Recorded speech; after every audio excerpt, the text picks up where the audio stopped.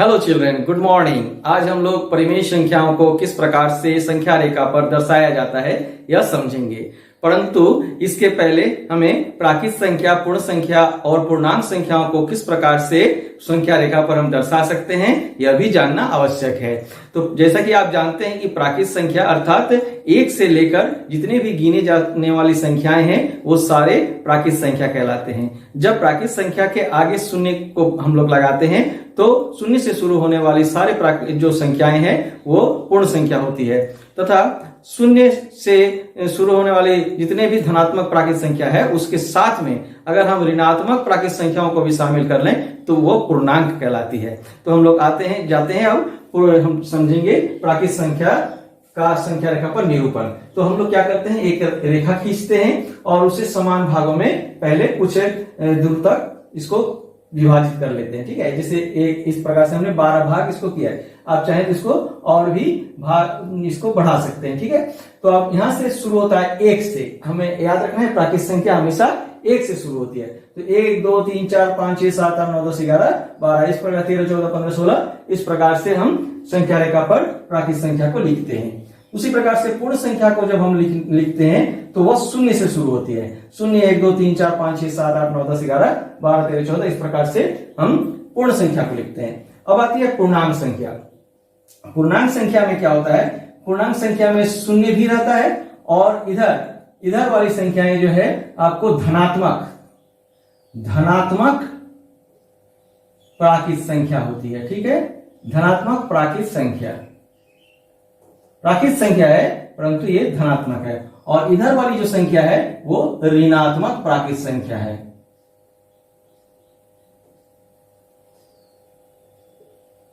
प्राकृत संख्या। अब ये यहां पर शून्य हो गया, धनात्मक प्राकृत संख्या हो गया और ऋणात्मक प्राकृत संख्या हो गया। ये तीनों मिलकर जो है हमारा पूर्णांक बनता है। तो इसे हम लोग कैसे दिखाते हैं, ठीक मध्य में शून्य को रखते हैं और दाईं तरफ जो है धनात्मक प्राकृत संख्या को रखते हैं और बाईं तरफ जो है ऋणात्मक प्राकृत संख्या को रखते हैं। तो इस प्रकार से जो है संख्या रेखा पर प्राकृत संख्या को दर्शा सकते हैं, पूर्ण संख्या को दर्शा सकते हैं और पूर्णांक संख्याओं को दर्शा सकते हैं। आगे हम लोग देखेंगे कि परिमेय संख्या को किस प्रकार से हम लोग संख्या रेखा पर दर्शा सकते हैं। उसमें भी धनात्मक परिमेय संख्या और ऋणात्मक परिमेय संख्या को किस प्रकार से हम संख्या रेखा पर दर्शा सकते हैं यह भी हम लोग जानेंगे। तो बच्चों, हम लोग संख्या रेखा पर परिमेय संख्या 7/4 को कैसे दर्शा सकते हैं यह सीखेंगे। ठीक है, तो इसके लिए हम लोग क्या करते हैं, एक रेखा खींचते हैं। अब यहां पर जैसे कि हमें यहाँ संख्या रेखा में परिमेय संख्या के लिए सबसे हमें जो हर है तो उसे सबसे आगे ध्यान में रखना है कि हर कितना है, 4। यानी कि यहाँ ये एक 0 से लेकर 1 तक में 4 बराबर भागों में आपको बांटना है। तो देखिए 4 बराबर 1 2 3 4, तो इसको 3 बार करने से ये चौथा नंबर जो है 1 हो गया। फिर इसको हम आगे भी इसी प्रकार से 1 2 3 4 1 2 3 4 1 2 3 4, तो इस प्रकार से 4 4 करके आगे आप बढ़ते जाएंगे। अब यहां पर है, आप यहां पर 0 भी लिख सकते हैं। ठीक है, संख्या रेखा पर आगे है, ऊपर है 7/4 कैसे होगा, तो देखिए एक एक करके मैं दिखा रहा हूं। यह जो है, ये जो दाग है ये हो गया 1/4। ठीक है, ये जो दाग है ये हो गया 2/4, ये दाग है ये हो गया 3/4 और ये जो दाग है ये है 4/4। तो 4/4 मैंने 1 हो गया। ठीक है, ये दाग जो है ये हो गया 5/4, ये दाग है ये हो गया 6/4, ये दाग ये हो गया 7/4 और ये दाग है ये हो गया 8/4। ठीक है, तो हमें चाहिए कितना, 7/4, यानी कि यह जगह, यह जो है 7/4 का जगह है। तो 8/4 हमें नहीं लिखना है क्योंकि हमें 7/4 ही चाहिए। तो इस प्रकार से हम 7/4 को दर्शा सकते हैं। यहां पर आप लोग यहां पर इस प्रकार से राउंड करके दिखा सकते हैं, यह 7/4 है। आगे यदि इसी संख्या में हम लोग -7/4 हो तब क्या होगा। ठीक है, -7/4, तो हम लोग देखते हैं कि -7/4 को हम लोग कैसे दर्शा सकते हैं। आप लोग देखिए कैसे हम लोग -7/4 को दर्शा सकते हैं। सबसे पहले हम लोग इस प्रकार से स्केल लेंगे और लेकर एक सीधी रेखा खींचेंगे। सीधी रेखा खींच दिए और फिर हमें बराबर दूरी पर हमें इस प्रकार से दाग देना है। ठीक है,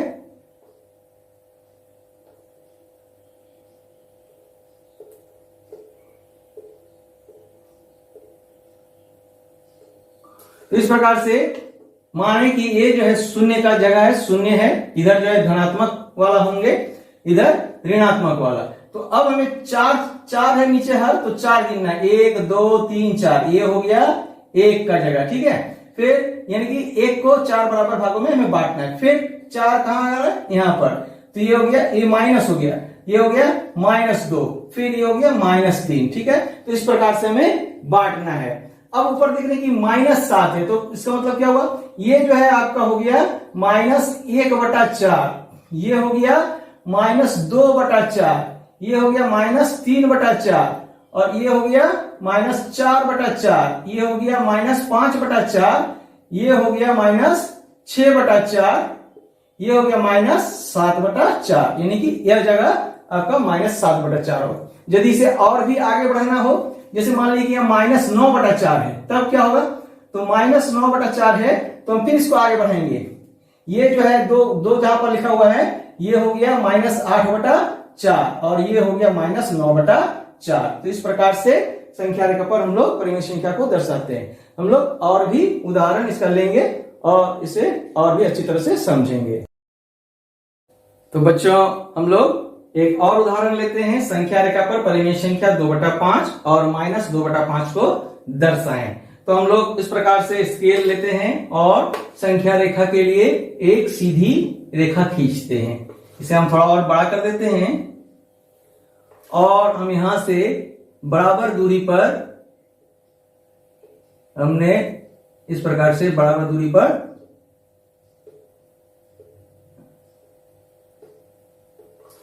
आपको भी इसी प्रकार से करना है। ठीक है, क्योंकि यह व्हाइट बोर्ड है, यहां हमारे पास जगह ज्यादा है, आपके कागज में ज्यादा जगह नहीं होंगे, इसलिए आप अपने जगह के अनुसार इस कार्य को करेंगे। ठीक है, तो आप यहां पर देंगे 0। 0 के दाईं तरफ हमें धनात्मक संख्या को रखना है और बाईं तरफ रखना है ऋणात्मक संख्या को। तो हमें सबसे पहले क्या देखना है, हमें देखना है कि संख्या में हर कितना दिया हुआ है। तो हर दिया हुआ है 5, यानी कि 0 से 1 तक के जो संख्या है उसे 1 तक में हमें 5 भागों में बांटना है। तो यहां हम लोग 1 2 3 4 और ये 5वां भाग ये 1 है। तो ठीक है, तो ये हो गया। फिर आगे भी जब यहाँ बांटेंगे तो ये भी 5, 1 2 3 4 5, तो ये हो गया 2। ठीक है, फिर इधर भी हम लोग वैसे ही करेंगे, 1 2 3 4 5, यहां हो गया -1, 1 2 3 4 5, ये हो गया -2। अब हमें क्या करना है, यहां देख रहे हैं कि 2/5 लिखा हुआ है, तो कौन सा 2/5 होगा, ये हो गया आपका 1/5, ये हो गया 2/5। तो हमें ज्यादा मेहनत नहीं करना पड़ा, इधर जाना नहीं पड़ा। अब फिर इधर देखिए, ये हो गया आपको -2/5 हमको देना है, तो ये हो गया -1/5, ये हो गया -2/5।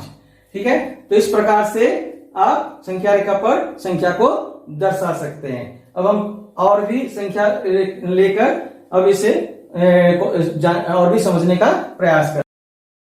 हम लोग एक और उदाहरण लिए हैं। यहां हमें दिखाना है 8 परिमेय संख्या 8/5 और -3/5 को संख्या रेखा पर। तो इसके लिए हम लोग क्या करेंगे, इसके लिए जो है हम लोग फिर से एक संख्या रेखा खींचेंगे। ठीक है, संख्या रेखा खींचते हैं हम लोग, तो इस प्रकार से खींच रहे हैं। इस प्रकार से हमने खींच दिया और फिर बराबर दूरी पर इस प्रकार से हमने इसे अंकित कर दिया।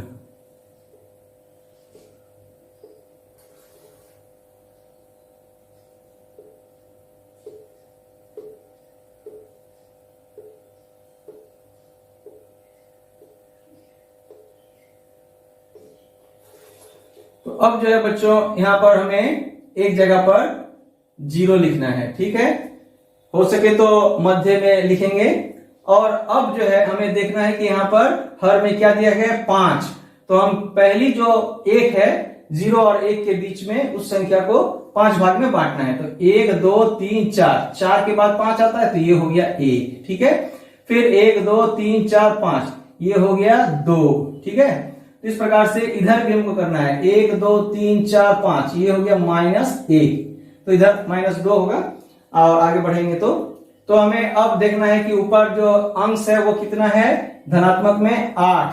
तो हमको निकालना है। तो आप समझ गए होंगे अब कि ये है आपका 1/5, ये 2/5, ये 3/5, ये 4/5 और ये 5/5, ये हो गया 6/5, ये 7/5, ये हो गया 8/5। तो आप सीधे अब यहां पर लिख सकते हैं, ये हो गया 8/5। अब जो है आपको -3/5 लिखना है। तो आप जान चुके हैं ये हो गया -1/5, ये हो गया -2/5, ये हो गया आपका -3/5। तो बच्चों आज इस वीडियो में आपने जाना किस प्रकार से परिमेय संख्या को हम संख्या रेखा पर दर्शा सकते हैं। यदि वीडियो अच्छा लगा हो तो वीडियो को लाइक करें और हमारे चैनल को अगर अभी तक आपने सब्सक्राइब नहीं किया है तो इसे सब्सक्राइब कर लें, साथ ही बेल आइकन को प्रेस कर दें ताकि जब भी मैं वीडियो अपलोड करूं तो आपको उसका नोटिफिकेशन मिल जाए। और वीडियो में अंत तक बने रहने के लिए आप सबको बहुत बहुत धन्यवाद।